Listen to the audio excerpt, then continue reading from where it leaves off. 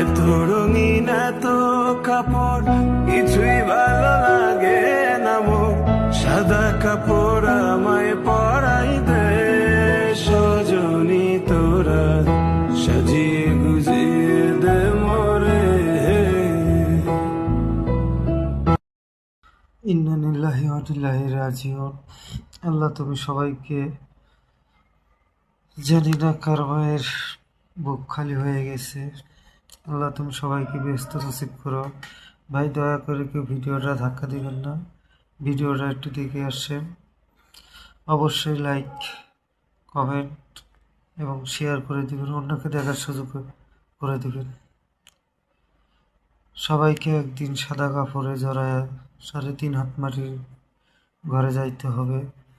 মালেকুল মউত সবার জীবনে আসবে।